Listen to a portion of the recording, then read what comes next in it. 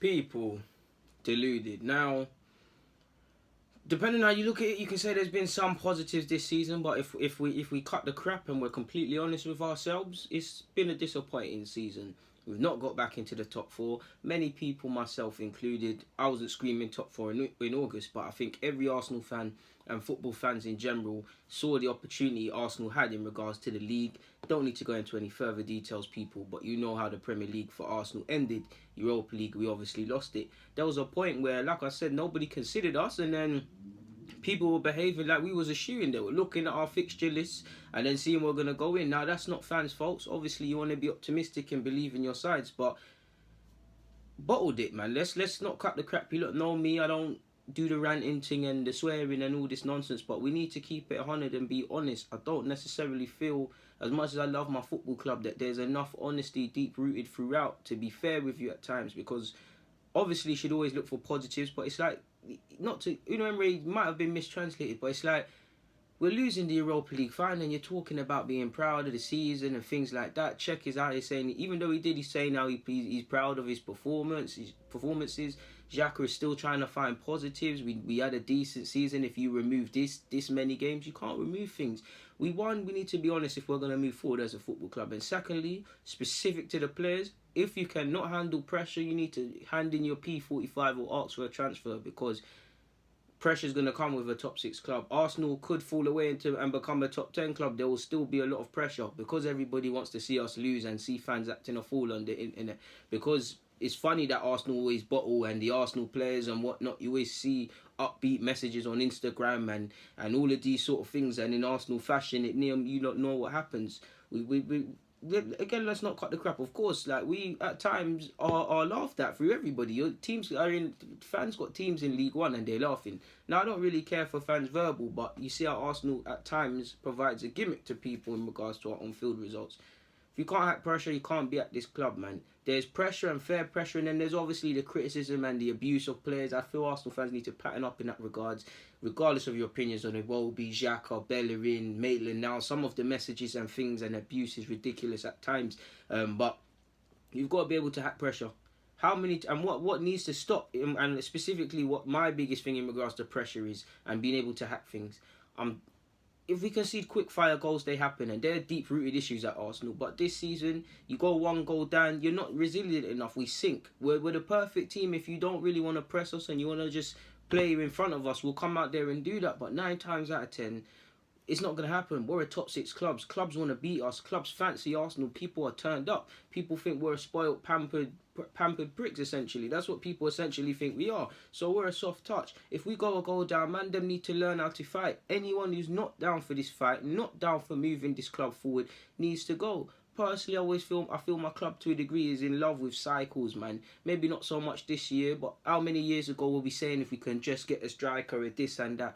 Ironically, it's another cycle with Emery. He's obviously going to need time. We've got young players. Not all will make it, but they're going to need time. So you're looking at 3-4 years. For me, I've given up on the next 3 seasons, people. Of course, I hope I'm wrong. Of course, I'm going to remain optimistic. But the way I look at it, you look at on and off the field, what players do you look around and think they're assets, both to the club in terms of how they're playing and in terms of being sold, whether they're top youngsters or they're just stockpiling sort of thing. You look at Chelsea, regardless of your opinions on Mason Mount, Reece James, Tammy Abraham, probably throw Tomori in there, Casey Palmer too, couple other young players here and there. If they ever decide to sell these players, they're generating a good profit.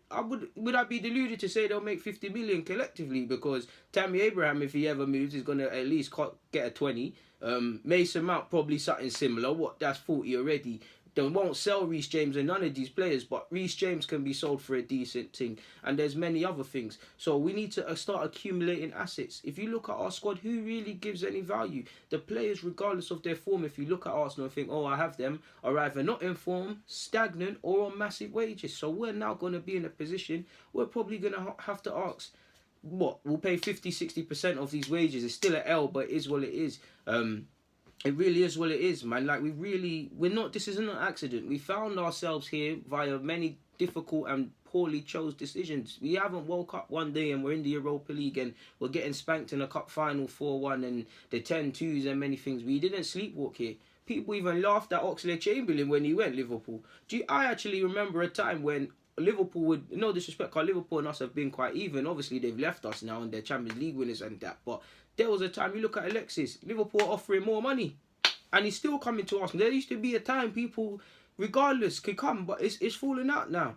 People don't care for what Arsenal have been. It's about forward thinking now. It's not about prestige. If it was about prestige, then Liverpool doing their thing now, but Liverpool would have been having star players. Arsenal would be having good players. United and Arsenal would be on top again. It's not about that. Obviously that plays a part. It's about forward thinking, what the club's going to do in the future, what they're doing at present. And right now, Spurs, City and Liverpool are the three most forward thinking clubs in the Premier League and some of out there in the world as well. That's where you want to be. Of course, you can sit here and say what you want and poke fun at these teams, but that's what it is. Of course, Arsenal can still attract the players. We've got Aubameyang and Lacazette. Of course, United, they can still sign players. It's United at the end of the day. But these are not places you want to be. And banter aside with Arsenal and Spurs, if you're a player, I don't want to say 10 years ago, because I'm getting quite old, but that would be like 09, probably, yeah. But previously, back when I was in primary school, I finished primary school in 06. No disrespect to Spurs, because banter aside, we're trying to have an intelligent discussion here. If you're a player and you sit down Arsenal and Spurs, and both them teams want you, you might not even listen to what Spurs are going to say. In the last few years, it's been decent. I still think we could persuade a couple of players to sign for us, but that's my heart, not necessarily my brain. Right now, you'd probably want to sign for Spurs. Arsenal could probably offer you more money and things like that, but Spurs offer you Champions League football. Spurs offering you some of their playing staff as well. They obviously spend no money, and it won't happen again in terms of not spending money and getting to a final, but they've got to a final. There's some togetherness. That's forward thinking. Similar to us a few years ago, you look at Spurs and say, well, if Levy just buys a this or that, and do you see what I'm saying? Chelsea's a funny old club at times with the sacking and things like that, but at the end of the day, it was 2 or so seasons ago, they won the league. They're winning Europa League. Bro, if we're the last club you want out of the top teams in London, we are the last club, sadly, that you want to sign for. You're listening to Chelsea and Spurs before you listen to us. You might never listen to Arsenal because so it's not the right thing at the moment. I've been saying a lot, but people need to get their head straight, because it's all fun and games me telling you lot. We know defensively many different sub-genres of defending we need to improve. Goal scoring, movement, all of these sort of things we need to improve. We can't do all of that is irrelevant, like you've seen with some of the times Unai Emery's got his spot on with his tactics. If you can't hack pressure and you haven't got the competency to implement that, it's a failure, people. So mentally, people need to go away and recharge themselves, but they really need to think, are they up for this challenge? And I need to see players moved on very fast, people. Because you see, when July starts, I know a lot of players are playing in tournaments and Copa America and them things. Torreira's been called up, but see, when July starts, whatever day it is that we go to America, so probably the week before, 2 weeks before, we'll begin training. I only want to see the players that can hack this thing and players that can move forward. And if I'm honest with you, people, there's not many. You lot know I love a lot of these footballers, but if I'm Unai Emery now, right now, how I feel today in May the 31st, I believe, 31st, if off the top of my head, I feel if I'm looking at it next season, Leno's my goalie. Holding is my centre-half. Obviously, I want a centre-half and a left-back. Leno is my goalie. My centre-halves are Holding and Socrates. Bellerin to come back with his injury. I want a new left-back, people, but if it doesn't come in, Colo and Monreal's just got to do that. So that's your first choice, back four. I want them all in pre-season so I can work with them. I only want Torreira and who else I can move forward with. Do you see what I'm saying? But I went off topic. So like I said, Leno, Holding, Socrates, Bellerin. I don't really want to pick a left-back if I'm completely honest with you. So I'm going to leave that blank, people. Obviously, Torreira, Wolby and Maitland-Niles for the squad. Who else? Off the top of my head, it's difficult off the top of my head, people. Of course, the young G's. I'm not going to name drop them all, but I'm all for the young G's getting their chances. But in terms of them that are actually in that first team, there's not many. Of course, there's some wonderfully technically gifted players, but there's only a handful of times I've seen it. I saw it against Fulham when we came back. I saw it against Leicester when we scored superb goals. I saw it at periods in the Europa League getting to the final. I even saw it in the league getting 4 points off United and Spurs, and obviously and things like that, and actually getting a point against Liverpool. They're decent, you know. After the beatings we done tech, obviously we took that away from home, but I'm seeing it. But at the end of the day, that just shows me what sadly we know as our club, and it pains me to say it, where sometimes players are not on this thing all the time. It's difficult to be consistent. Liverpool players are on this thing all the time. Of course, if you go and watch back Liverpool's games, 9 times out of 10 they were superb. But you don't think Klopp was sitting there after they won sometimes and thinking, yo, we were crap here, we were this, we were that. but they've got the results or they've walked away. Of course, at a point they dropped 9 points, so I'm not trying to dig them and whatnot, but you get the point. You don't think we don't know Pep is looking at that, but they're grinding out results. Spurs grinded out results, afforded to actually take a little break because they were dropping mad points in the league. There was a time Spurs were going through some gazy sort of form, and we still failed to take advantage. So again, coping with pressure. These are some of the most reflecting individuals on the planet. So I know they were looking at Spurs and the other clubs in the league. Obviously, you don't focus too much, but you look at them. Players talk, man. Them talk. What have you lot got to be saying in training? Like, I think again, there's certain things I would like to do right, but I personally feel there's togetherness in the side, not on the field and soldiers in the trenches. But I feel these players ride for each other. These players like each other. Then we've got, in that regards, we've got something to build because we've got a good group of players. Obviously, a lot of them are not good enough, but we've got a good group of players who seem to get on, and people underestimate how vital that sort of is. Gooner will probably over the next few years get his up, regardless of what you think of the ability on the player, get people that are his men in there and try and win the war of the dressing rooms, possibly what you're seeing with him and Ozil beyond the playing stuff. But guys have got to be on it. There's not many. And that's why I play the young Gs, because I know if I give, as much as I love Saka, Michi, all these guys, if I give them 10 games, they're going to be superb sometimes. Away from home, one might get hooked off at half time because they're not doing nothing. But I know these men are going to really repay me. The application's going to be there. I know, cool, you're young, but you're learning. You're trying, in it. These sort of things. There's some sort of promise. There's something to look forward to, sort of thing. I can kind of take back my expectations in terms of what I think we're going to do immediately.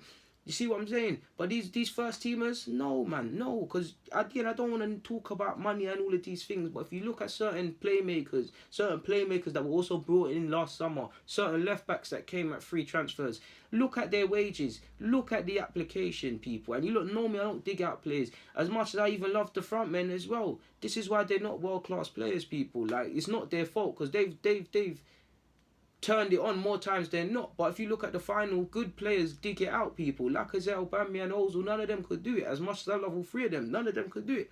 Everybody is sometimes-ish, people. Them and they got us to the final, but we haven't got real quality players. And we're a long way away from getting world-class players. Right now, we need competent and individuals that are soldiers in the trenches and away from actually wanting to play for the club and fight for the badge, fight for themselves. Because it's either this or it's back to something else. You see what I'm saying? But we ain't got no world-class players. People, I do think some players are top, but if you really and truly, a wise man once said to me, if you have to debate so many times is a player world-class, they're probably not world-class. Again, we're not talking about seeing things other people don't see, but if you have to debate if a striker, a playmaker, or this, that, and the other is world-class, they're 9 times out of 10 not. We've got stagnant players, we've got players that need to be cut loose. It's going to be a difficult job, and everybody from the playing staff to the gaffer to the people behind the scenes, they're all going to earn their keep. It's all fun and games bringing out positive statements and sounding upbeat and things like that. Well, it is what it is. I love the Arsenal. I clearly love going. I feel a bit conflicted because I've got to obviously go to Arsenal, and obviously you lot know me, man. I love to watch my club, but away from that, I've got to be around, jump on Arsenal Fan TV, get DG out there and all them thing there, and give you lot want to see me on that, so I jump on it. But do I really feel inspired enough to go to the Emirates? I've renewed my red membership card. I swear that turns platinum one day. But do I really want to go? Like, do I really want to go? Did I really want to go Brighton and Palace and games before that in the season? As much as I love Arsenal, do I know what to expect? And it hurts me the one thing I want people is to wake up one day and just believe that there's a football match on, regardless of who it is. I'm not saying we're going to win, lose. I'm not saying we can beat a team full of 11 Lionel Messis. But no, my team is going to give committed performances. It's the way, it's the manner in which we capitulate time and time again. And I don't even, away from the manager, some of these players have been in this. If we was a soap drama, so many players would have starred in episodes. Like, does the penny not drop and think, raw? It did drop for some players because some players left and are going on to do better things. You see what I'm saying? But you don't know me, man. I'm as a football club now, man. I want a winger. If the P's are not there, for me, people first and foremost now after the final, defence first, man. You bought Leno, give him something in front of him that's decent. I believe in holding. Socrates isn't obviously world class and them thing there, but he's proven useful to me anyways. So them two. Obviously, I'd love to bring in another centre half, depending on if we can do that is the next thing. But I'd love that. So them two. Left back, you realistically, it's going to be Kola and Monreal, but similar to Kishon, if he's not given a new deal, does he want to move on? To which it will be Kola. Is what it is. I need a left back at this club that's competent in both ways, as much as I like Kola, but it would be them two or one of the two.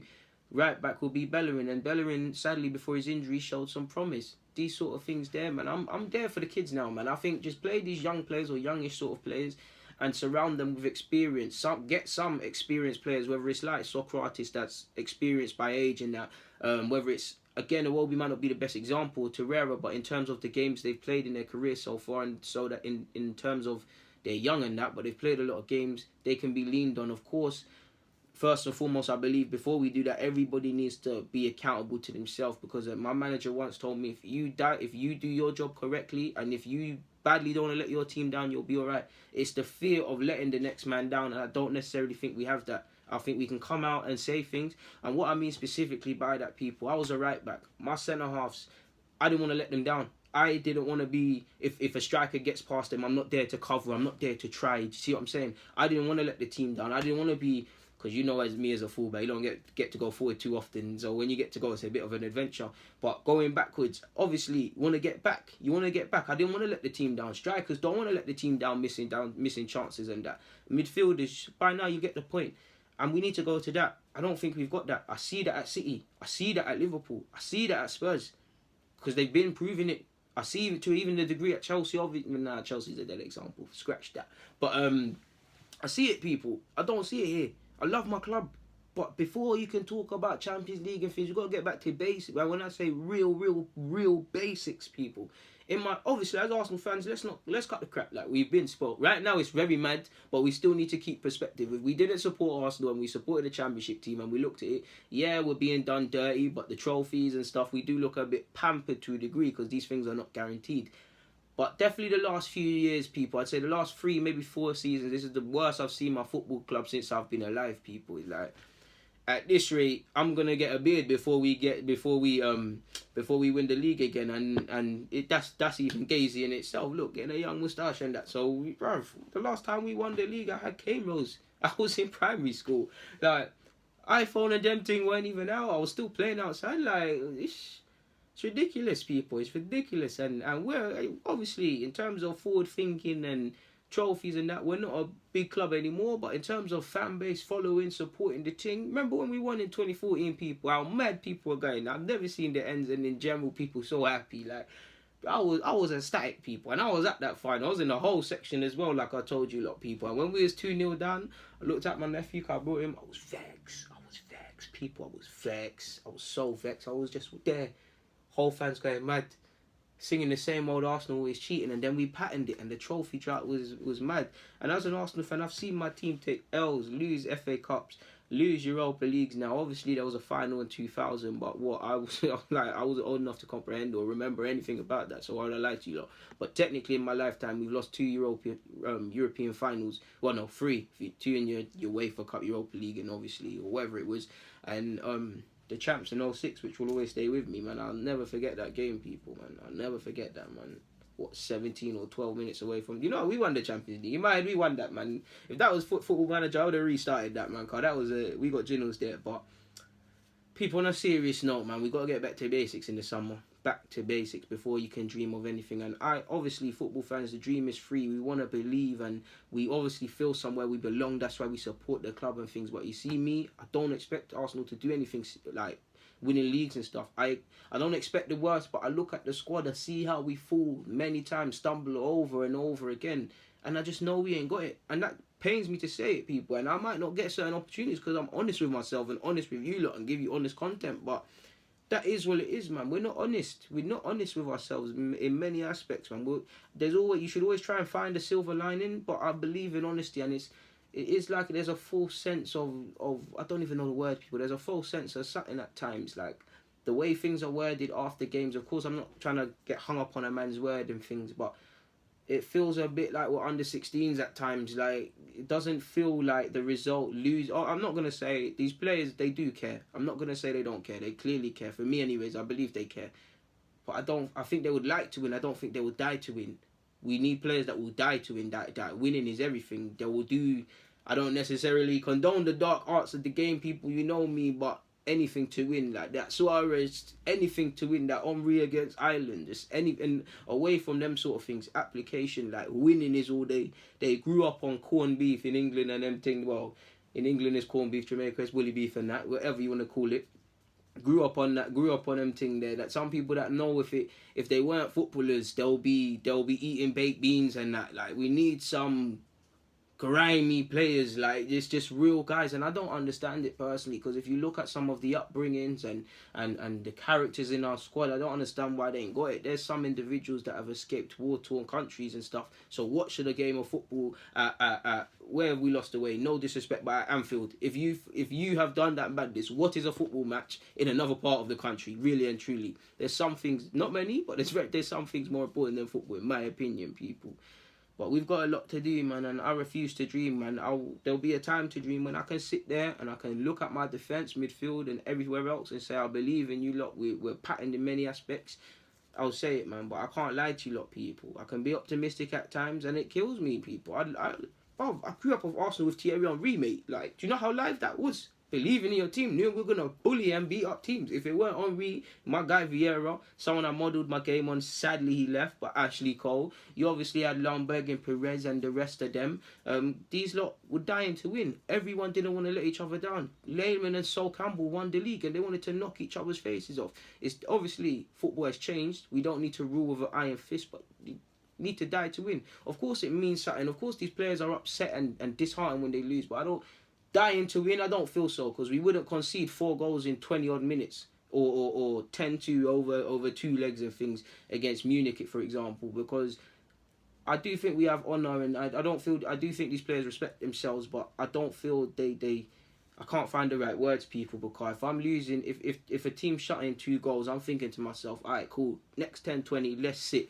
Let's sit. Let's respect the fans that came out here. Let's sit. Let's go back to basics. I don't see enough of that competency, and it pains me to say it. Like I said at the beginning of this vid, we're not here by coincidence. Teams don't find themselves in this position with the finger pointing of the players and previous managers and current managers and people behind this. Even Steve Bold gets it. We're not here overnight.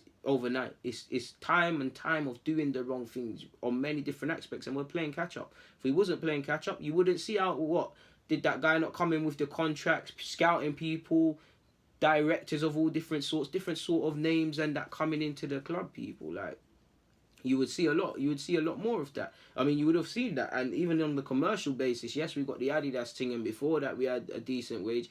But and we started bettering ourselves and getting new endorsements, but how many times did you look at other teams, the Chelseas, the Uniteds and Cities, consistently, like 1 year they're signing their 4-year contract with Nike or Adidas or whatever, the next year it's even more P's. It seemed a bit like we was content. Again, I'm not advocating being greedy, but it's down to the people behind the scenes to push Arsenal in the best way. Look at Liverpool, for God's sake, man. Look at the progress, mate, people. Within the last, let's say 5 years. Let's go back 5 years where Arsenal and Liverpool were. See what I'm saying? They were pretty close, weren't they? We was close until recent years. Whenever Alexis came to the club, that's probably when it began to die, and here we are now, man. On that note, people, I've gone left, right, and everywhere with this vid, but hopefully I've given you some decent content. On that note, people, enjoy your Friday. DG.